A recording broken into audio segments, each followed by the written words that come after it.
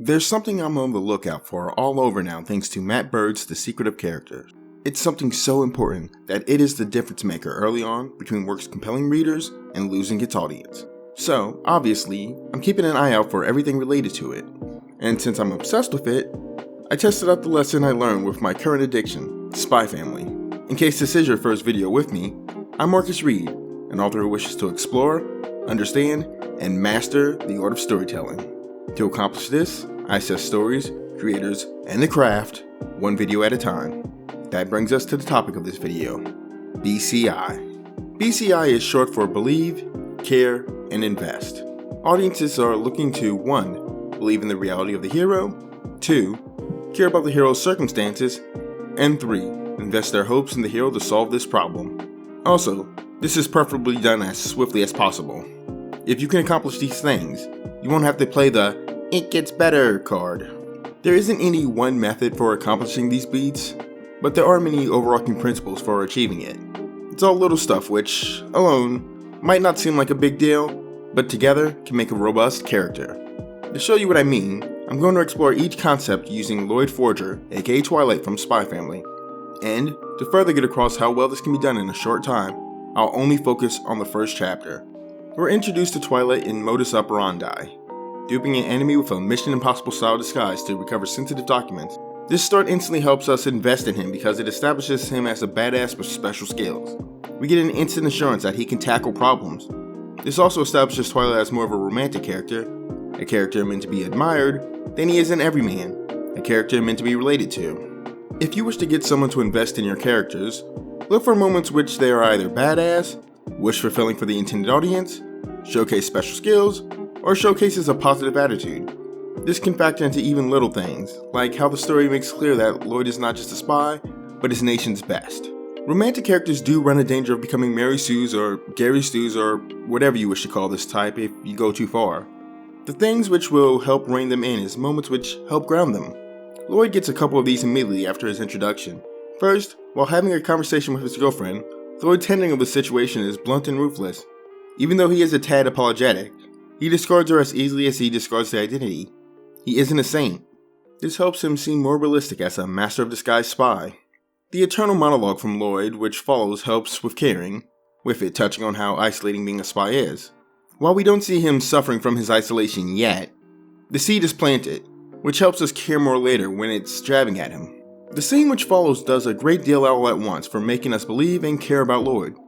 My favorite touch in Believability is the spit-take reaction to his latest mission. Had it not happened, he would have remained the familiar super spy persona.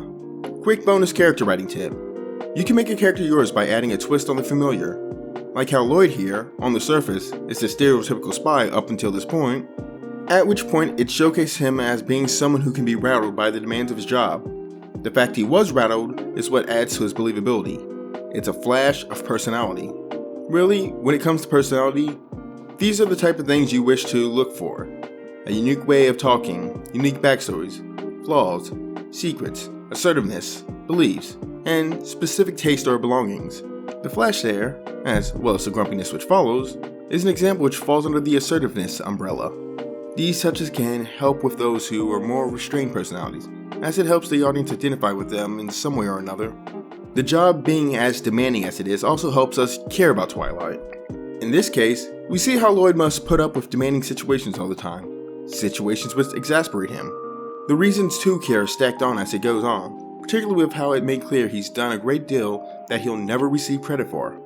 Oh, and, of course, the fact that he's working with such a tight window, deadlines are an excellent way to create care. After that badass opening, we're hit with stuff which grounds him and gives us reason to feel sorry for him despite being a badass. Clear sacrifices which being the badass demands of him. And we do see how, despite it all, he chooses this. He chooses it so the people know the piece he doesn't, which comes full circle into giving us a reason to invest and cheer for him. The scenes which follow show him strategizing, which is another badass quality. Brains can pull someone in. What I find more notable to highlight is his relationship with Anya, the girl he adopts. Their dynamic helps ground Loid in Believability even more, as he doesn't take to being a parent instantly. He's shown to be overwhelmed, befuddled, and grumpy with her various antics. The fact he remains consistent in his grumpiness and lack of saintliness hits on one of the keys to believability: consistency. Audiences need a character to become somewhat predictable to a degree. Repetition leads to patterns, and patterns lead to understanding. This doesn't mean a character must be one note.